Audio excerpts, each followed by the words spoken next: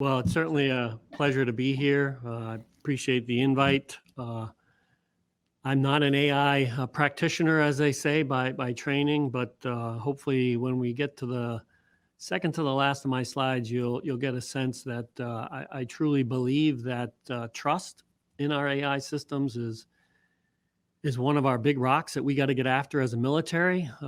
We drop bombs and we do damage with them, and we need to have a sense of trust in the systems that we're putting out there that's maybe just a little higher than a banking or a financial institution. And so absolutely a key area for us. Kudos, next slide please. Kudos to the team on pulling this together. I think it's timely.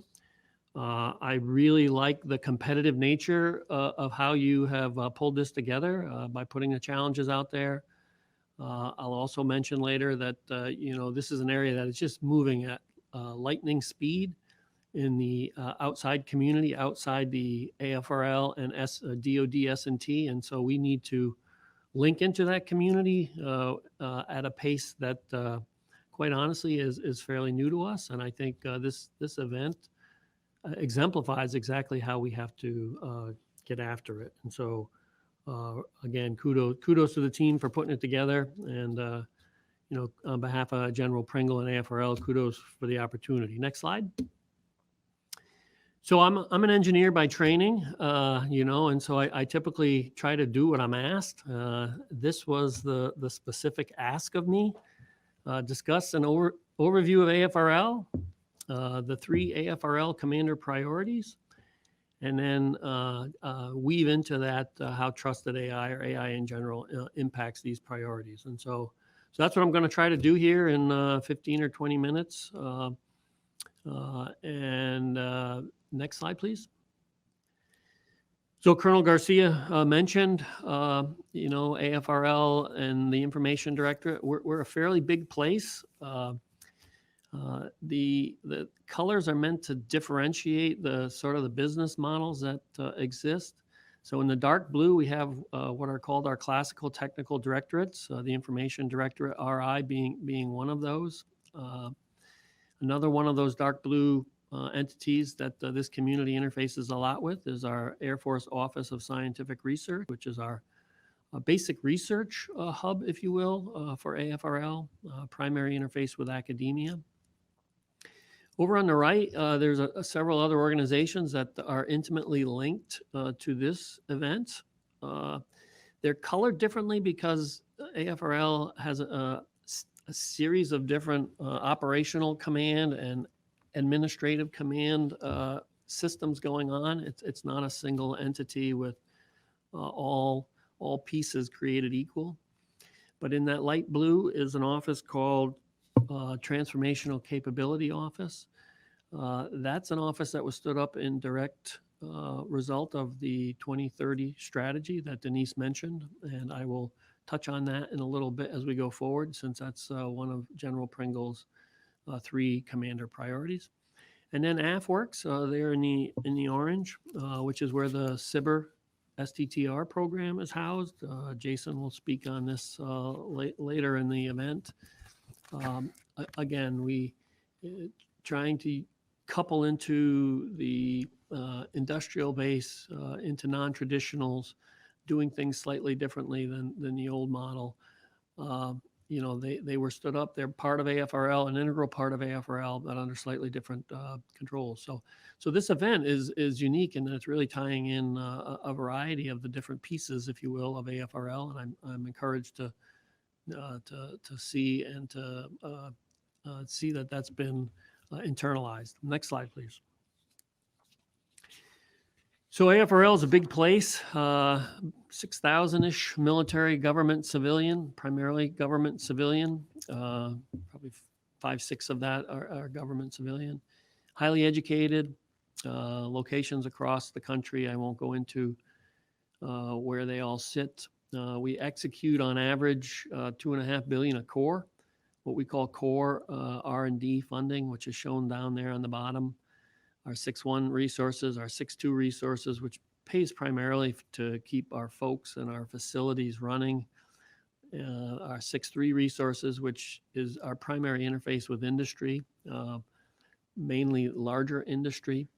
And there's another box on here, which I didn't put on here, which is really the pot of resources that AFWorks leverages. That's a 6.5 pot of money. And so the CBER STTR piece leverages that.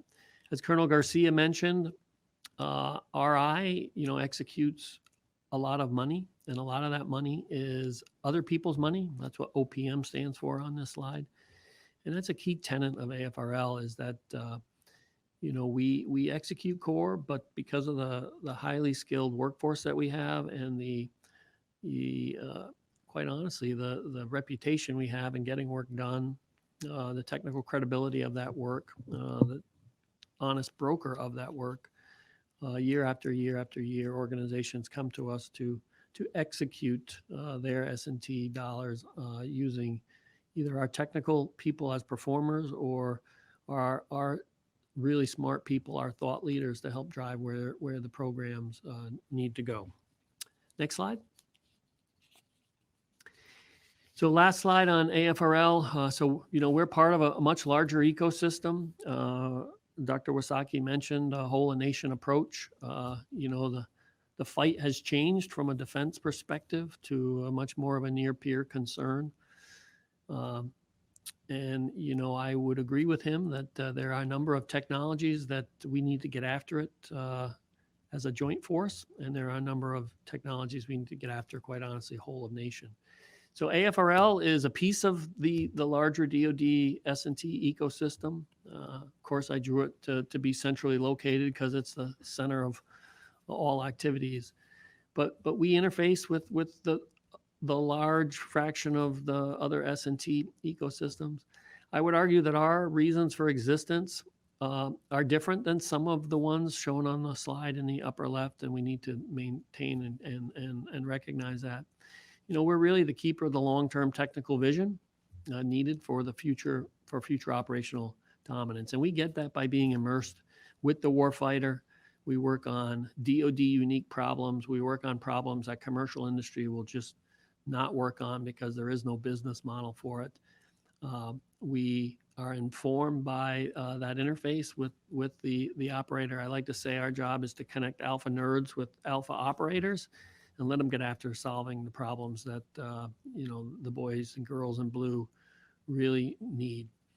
Secondly, we're a lab. So yes, we give out lots of money, and we're going to be giving out some money later in the event, but we are first and foremost a lab. And so our number one job is to grow practitioners, to grow really smart people who can interface with the outside, can interface with the rest of the S&T ecosystem, can interface with industry, and can interface with the operational Air Force to be able to deal with 911 calls and 411 calls. I'd like to say that when the Air Force wants to buy capability, they don't come to AFRL to buy the capability. They come to industry. We buy capability through industry. So our number one job as a lab is to reduce risk in industry. And so, again, kudos to the team for doing that with this event. And then finally, we do all of this for a reason, and that's to, transition and transfer. But that means lots of different things depending on the color of money that you have. It is to reduce risk in industry. Sometimes it's to an acquisition program, et cetera, et cetera. So next slide. So General Pringle's been on job for about a year. She came in and stood up 3 AFRL commander priorities, as shown here: accelerate S&T 2030 strategy, 1 AFRL 2 services with the stand-up of the Space Force, and then lead the best Air Force research lab team. So I'm going to touch on each of these very, very quickly, and then I'll end with some comments on AI and how AI is embedded, quite honestly, in all 3 of these. Next slide. So as part of Accelerate S&T 2030 strategy, you have to understand what the strategy was really telling us. And what the strategy was really trying to get after was, in a near peer fight over there, we lose. We lose with the platforms that we have today. We lose with the platforms we have projected to have, on the books, in a few years. And so as part of that, the building, the Pentagon pivoted. all of the services pivoted. Our pivot, in part resulted with the stand-up of an organization called the Air Force Futures. And really their job is chartered to look at what are those capabilities, those future operational capabilities that we will need to get after the fight and to change the win-loss ratio in the war gamings that we're doing. And I show some of the technologies for that future fight. And quite honestly, AI is embedded in all of them. I don't really call that out. The reason I throw this slide up here is because it's integrally related to the boss's number one strategy, which is Accelerate 2030. So if you go to the next slide, the way the lab is trying to get after that is it's taken a piece of its resources up to 20%, as shown there in that purple wedge, and is really meant to get after programs that will get after that future operational fight in a much more system of systems level activity. And so that's really what's been lots of noise in the press about war tech and vanguards, et cetera. But that's really what we're trying to get after. 2030 strategy based on the NDS really told us we needed to get after the fight in a slightly different manner. And AFRL is trying to enable that by this pivot to this transformational capability office that I showed earlier in one of the colored boxes. And if you look at what's going on in those activities, there's just a tremendous amount of specific work that is clearly centered on AI, which I'll talk about here in a little bit. Next slide.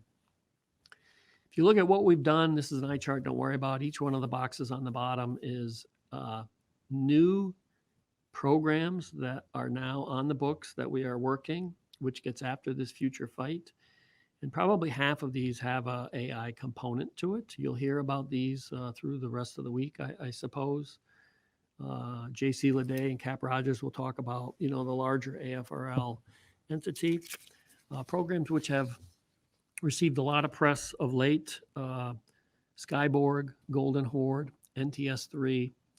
Skyborg is all about autonomous air-breathing platforms that can work together. Golden Horde is about autonomous weapon systems that are smart, coupled to each other, that can, on the fly, change their targeting and do so in conjunction with the larger swarm.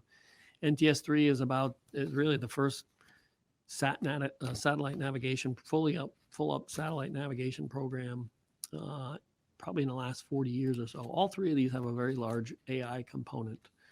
And so I would say, as it relates to the boss's number one priority, a lot of what we are trying to do has embedded in it, maybe not called out as AI, but has embedded in it a very strong artificial intelligence or autonomy component, because that's quite honestly where we need to get to. Next slide. One AFRL, two services. Go to the next. December 20th, 2019, they stood up a new service, the United States Space Force. Through those discussions, AFRL has been designated as the S&T lab to support that. And so the boss's second priority is one lab supporting two services. And quite honestly, this has put a lot of spotlight and focus on space. As part of AFRL, we've always had one large organization called Space Vehicles, and then quite honestly, most of the boxes on the org chart all have some programs going on in space. But this has really put an amplification on this, and I won't spend a whole lot of time talking on this. I think Joel Mosier, Space Force Chief Scientist, is speaking tomorrow. But the bottom line is that space has just exploded, and space has exploded, from a commercial perspective. It's exploded by a threat perspective, and it's exploded by the number of folks that are up there doing things, and we just have to get after it. So that's going to put a lot of activity within AFRL focused towards space. And if you go to the next slide, and I'm sure Joel we'll talk through that. So forget about, quite honestly, everything on the slide except for that middle space priorities. If you look at the third one down, this is from the Space Force. artificial intelligence and tech for information-based warfare. So clearly there's going to be lots of AI activities going on in the future as we pivot towards the boss's number 2 commander's priority. Next slide. Which then leads us to the third one, which is really about, the world is changing. Next slide. The world is changing in terms of the tools and how things are connected, et cetera. And so the boss really wants to make sure she has it right with regard to her people. And so there's lots of activity going on here. So it's a little softer, but there's a push to go digital. AFMC, our home command, has a digital campaign. AFRL is part of that. We are trying to do everything we can to give the tools, but not the rules, if you will, to our folks to enable us to go digital. And as part of that is, all of the explosion of AI, ML, information, et cetera, that needs to go on. As part of that also is lots of discussion going on in terms of how do you deal with data, how do you deal with the storage, how do you deal with security. All of that is going on, and I would say AI is helping frame those discussions from behind. And then with regard to human capital, big push on the boss to try to look at this as much more of a horizontal coupling of programs rather than individual silos. And there's lots of work going on here, and I think there's lots of training opportunities with regard to AI, ML, and we're really trying to raise the literacy, if you will, of the workforce as a whole. We're really trying to invest in the pipeline, if you will, working through the SMART program, working through NDSEG. There's lots of intern programs. We're really putting an eye towards changing the flavor of the workforce, if you will. Ryan Luley, who speaks at the end of the day, he's a mathematician. 20 years ago, I would say the lab hired lots of aerospace engineers. Probably no mathematicians. That's changing, and so the whole human side of the workforce has got to be accommodating as well. And the boss, is trying to frame that pivot, if you will, based on a push to go digital, which AI is clearly a part of.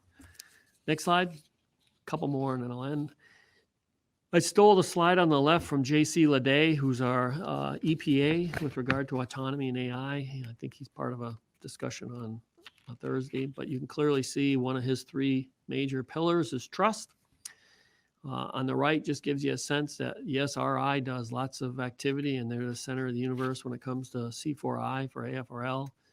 They do phenomenal things, but there's lots of AI and autonomy programs going on across AFRL, and JC has the difficult task of trying to make sure that they are coordinated, informed by each other, not necessarily shaped by each other in terms of go, no-go decisions, but just making sure that we are doing the right things from a synergism perspective across a pretty broad and diverse technical landscape. Next slide.